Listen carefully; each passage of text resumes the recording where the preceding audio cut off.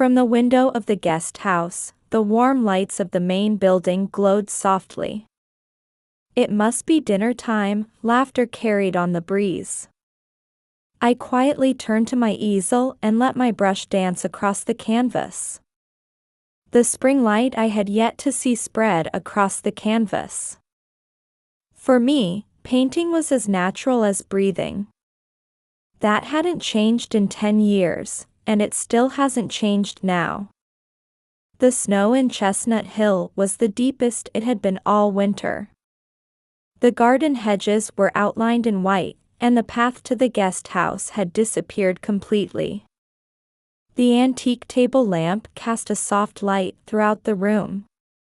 It was one of the old pieces of furniture inherited from my father's study when he was a university professor. Still, every evening at the same time, Mother brings my meals. The tray always reflects Margaret Collins' meticulous nature, warm food, fresh fruit, and the medicine she never forgets. However, we never see each other face to face. Mother places the tray at the doorway, knocks 3 times, and leaves. This has been our ritual for 10 years. "Elizabeth, dinner's ready." Mother's voice comes through the door. The old tenderness is gone, replaced by an obligatory tone. I answer with a simple "thank you." That's the extent of our conversation. I hear Mother's footsteps fade away. Her designer boots make a distinctive sound on the frozen path. Tonight it's beef stew. The Collins family recipe. My sister Rachel's favorite. On the edge of the white bone china, there's a faint trace of Mother's lipstick. She must have tasted it to check the seasoning. In the main house, Father is surely reading his newspaper. Sitting in his leather armchair, with a glass of the finest single malt at hand. The arts section of the Boston Globe probably features another article about my sister. The rise of next-generation artist Rachel Collins, I can imagine such a headline. In the world of contemporary art, my sister's name has become universally recognized. Father and Mother explain to the neighbors that they have an only child. At garden club tea parties, charity events, church gatherings. It's the simplest explanation. "Yes, Rachel is our pride and joy," Mother says. "A sister?" "No, Rachel is an only child," Father answers. To them, it's not even a lie. After all, I've been a ghost in their world since the arson incident 10 years ago. I still remember that night vividly. I stood in a daze, watching my studio burn. The flames mercilessly scorched my artwork and my face. The ambulance sirens, the fire hoses, the neighbors' whispers. Then the sterile white ceiling of the hospital. The doctor said, "The scars won't fade." My parents let slip their true feelings, "It's better that she stays hidden." And my sister took away my remaining sketches. I had the eye to see it, the voracious ambition lurking behind her superficial kindness. The night deepens. Outside the window, snow continues to fall. I continue working in my studio room. On the walls are clippings of my sister's works. Winter light, shadows of dawn, eternal spring, all with familiar compositions, color schemes, themes. All souls stolen from my sketchbook 10 years ago. The drawer of my desk is filled with evidence. Dated photographs, videos of the creative process, and my original sketches. Everything perfectly organized in chronological order. I set down my brush and turned my attention to the newspaper clippings. Next week, my sister will receive the National Arts Award. For work plagiarized from me. 10 years of silence will soon end. When that time comes, the castle of illusions my sister has built will crumble in an instant. The snow continues to fall quietly, whitening the guest house windows. The lights of the main house shine in the darkness, as if mocking me. I touch the scars on my face and smile faintly. The grand hall of the Boston Museum of Contemporary Art was filled with anticipation and tension. The nightscape of the seaport area cast its shimmer through the massive glass windows. The National Arts Awards ceremony, one of the most prestigious awards in the American art world. The venue was awash with the scent of designer perfumes and elegant dresses. Champagne glasses swayed with refined conversation. I sat in front of the television in my room. 10 minutes until the live broadcast begins. The news anchor speaks excitedly. Tonight, all eyes are on the Young Artist category. Rachel Collins' Winterlight series has cast new light on contemporary art. The camera pans across the venue. My parents appear on screen. Father is dressed in the latest Brooks Brothers suit, while mother smiles gracefully in a Burberry evening gown. Their proud expressions are evident even through the screen. They've been waiting for this moment to stand at the pinnacle of social society. Now, let's view a special video feature on Rachel Collins. The narration begins. Rachel Collins, raised in a quiet residential area of Boston, showed artistic talent from an early age. I watched the screen with cold eyes. The VTR shows scenes of my sister working in her studio. Large windows letting in white light, neatly arranged art supplies, and my sister working with an earnest expression. Everything perfectly staged. Her masterpiece Winterlight series expresses a poetic world of light and shadow, earning high praise from critics. The screen displays works that seem to capture my very soul, one after another. They are indeed beautiful, because they were born from the soul of a true artist. The main ceremony begins. As various category awards are announced, the atmosphere in the venue gradually intensifies. Then finally, it's time for the Young Artist category announcement. And this year's Young Artist Award goes to Rachel Collins. Thunderous applause erupts. The camera captures mother covering her face with emotion. Father stands proudly, receiving congratulations from those around him. My sister walks gracefully to the stage. Her Alexander McQueen dress sparkles under the spotlights. Rachel receives the trophy and stands at the microphone. This prestigious award. Her voice trembles slightly. Perfect acting. I'd like to dedicate this to my sister who passed away 10 years ago. The venue falls silent. My sister, Elizabeth, was the foundation of my art and remains my eternal inspiration. Tears fall from Rachel's eyes. She taught me the beauty of art. Though she passed away in a tragic accident, her spirit lives on in my work. Camera flashes blink. The venue is enveloped in waves of emotion. My parents wipe away tears. It was brilliant staging. Rachel has always known how to capture people's hearts this way. She's mastered the art of perfect performance and manipulating people's emotions. Elizabeth. I wouldn't be here without you. I dedicate this award to you. I quietly picked up the remote and lowered the volume. I turned my attention to the envelope I had prepared in my desk drawer. Inside, my original sketches and photographs documenting the creative process were neatly arranged. All the evidence was perfectly ordered, with clear dates. "Well done, Rachel," I murmur to myself. Outside the window, snow continues to fall silently. As the excitement of the awards ceremony reaches its peak, I was beginning to prepare my next move. I open my draft emails and check the addresses of art critics. All preparations to reveal the truth are in place. "This will be your last lie."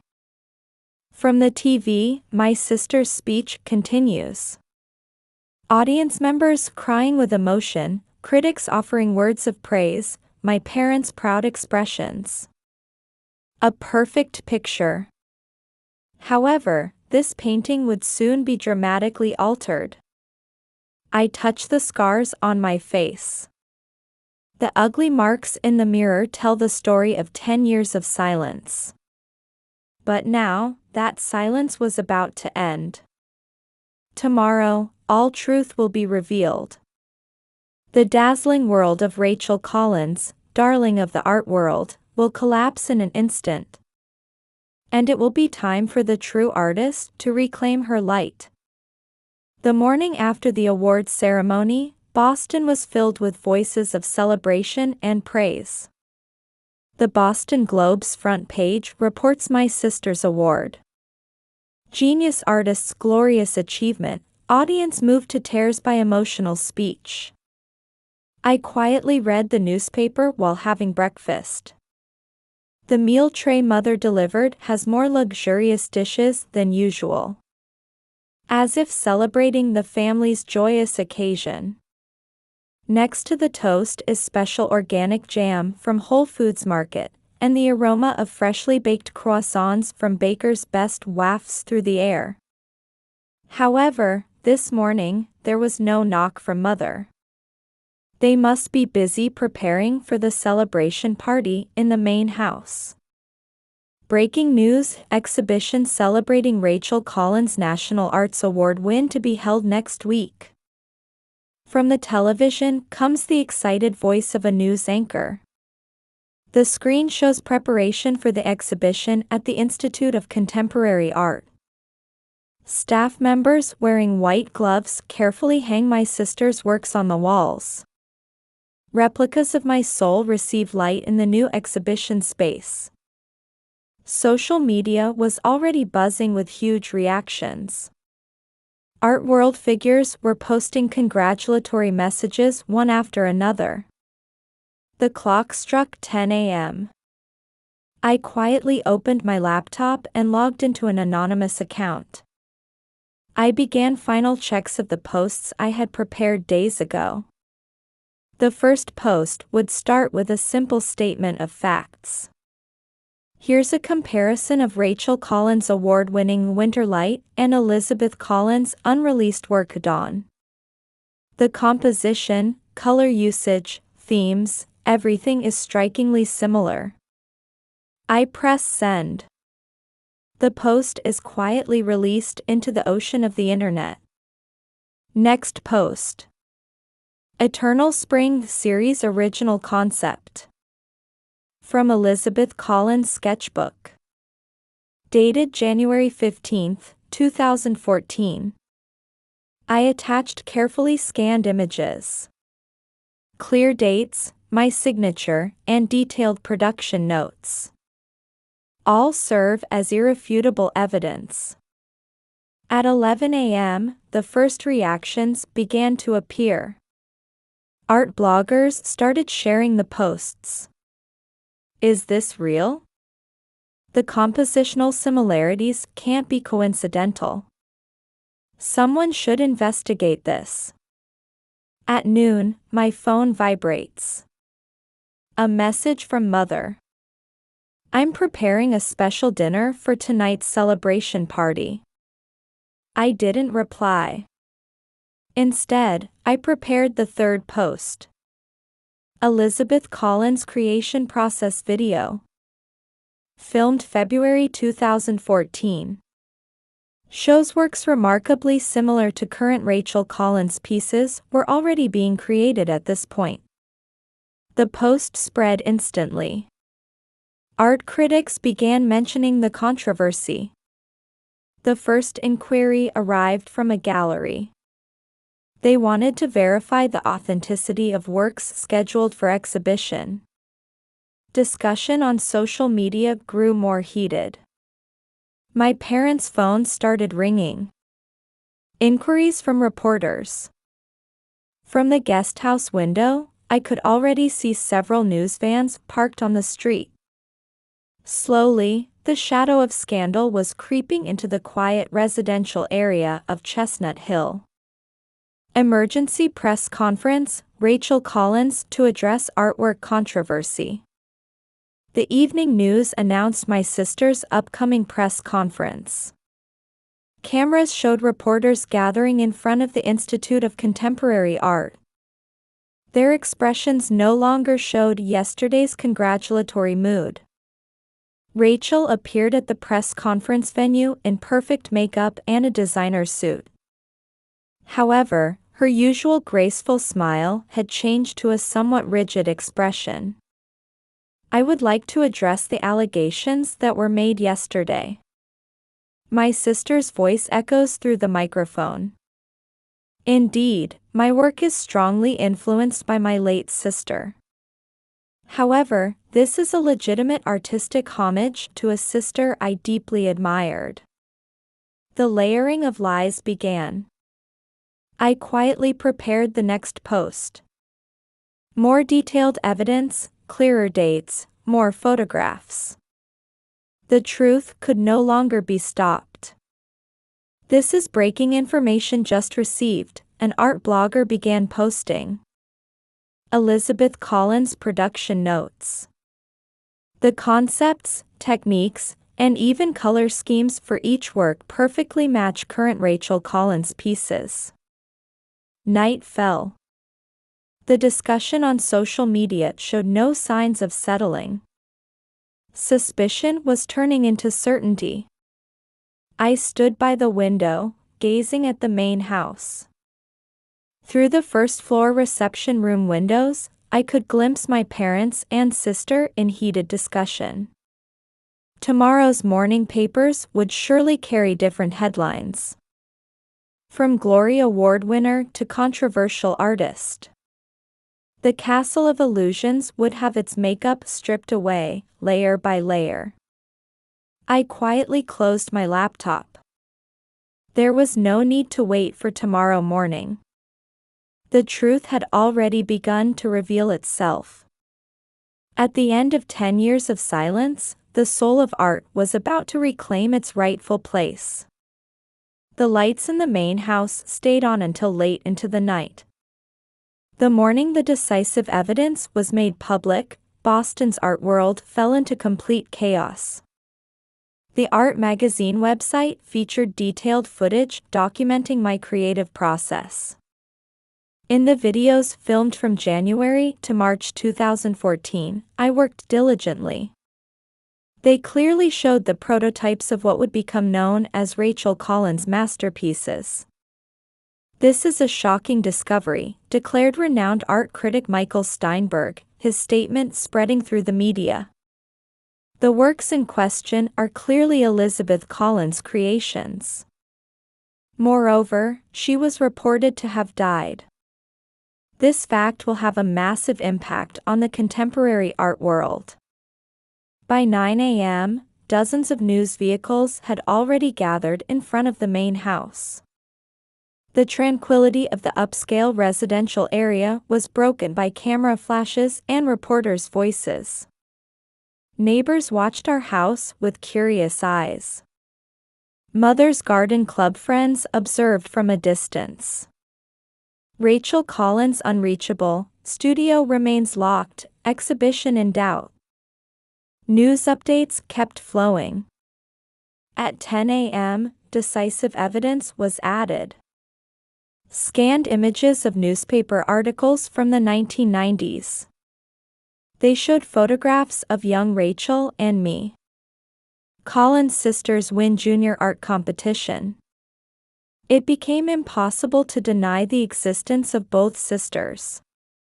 At 11 a.m., an email arrived at Father's address from Boston College. In light of recent events, we are temporarily suspending your honorary professor status. Father's carefully built academic position began crumbling audibly.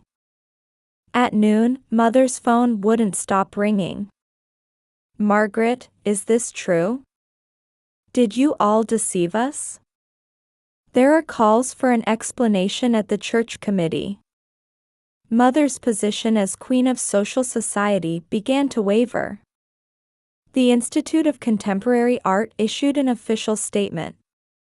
Rachel Collins' solo exhibition has been indefinitely postponed. All tickets will be fully refunded. My sister's brilliant career was reduced to ashes in an instant. At that moment, I had made my decision. It was time to step out of the guest house and into the outside world for the first time in 10 years. I carefully prepared myself. A black cashmere turtleneck, a fine wool coat. I wouldn't hide the scars. This was my true self, after all. I arranged my hair and applied a touch of lipstick. 10 years hadn't diminished my pride as an artist one bit. Breaking news. An announcer's excited voice flows from the television. Elizabeth Collins has agreed to an exclusive interview with Art magazine. The shocking fact that she, who was believed to have died 10 years ago, is actually alive. A luxury car came to pick me up. Arranged by Art magazine. The driver respectfully opened the door. I took a deep breath and slid into the car. The feel of the leather rear seat gave me a sense of reality. Elizabeth Collins' first public appearance in 10 years. Breaking news filled the large vision screens on the street. The car quietly headed toward downtown Boston. Arriving at the Art magazine headquarters, Editor-in-Chief Sarah Watson personally greeted me. In her eyes floated curiosity along with respect for an artist. The interview room was filled with subtle elegance. Warm lighting, soft sofas, modestly arranged flowers. Everything had been prepared for this historic interview.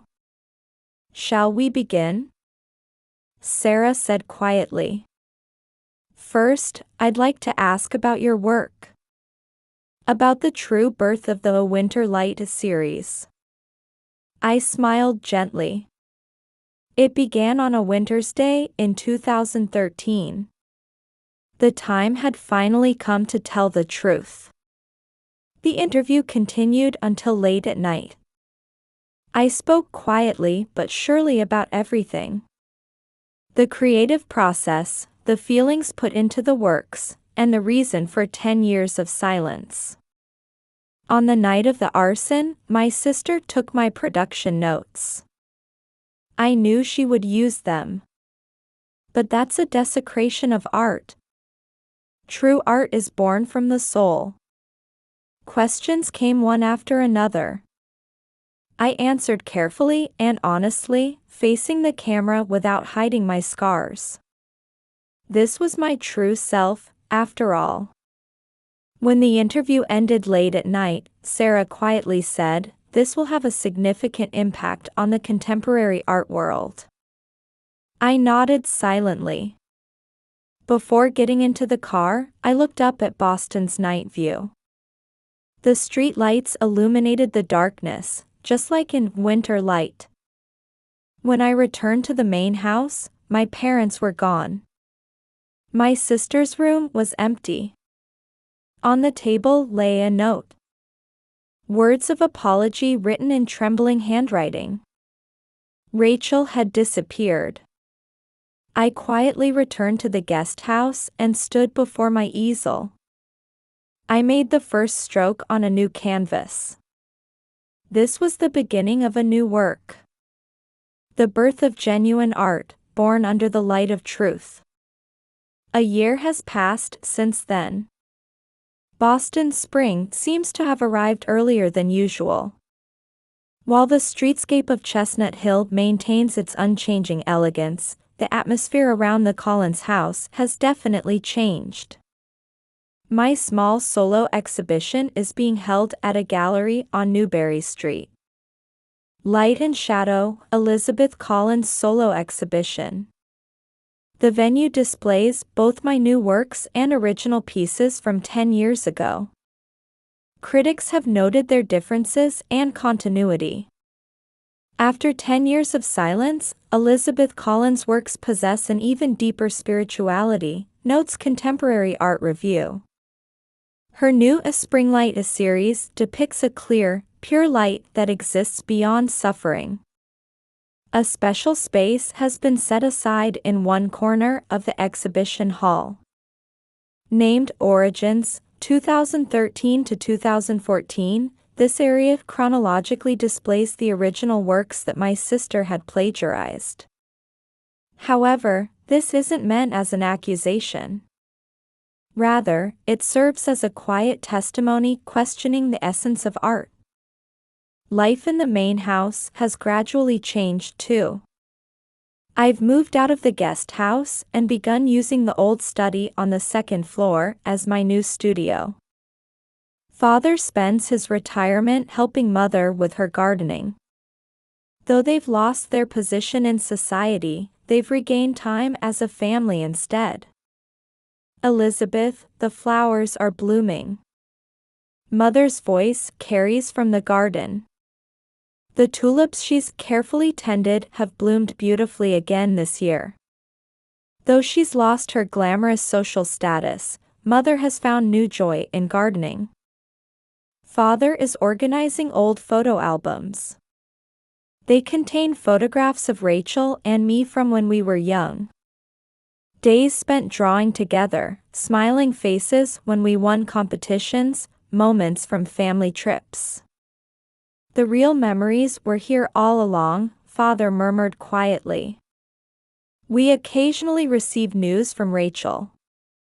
She started a new life in a small town in Provence, France, under the name Maria White. She teaches at an art school for children.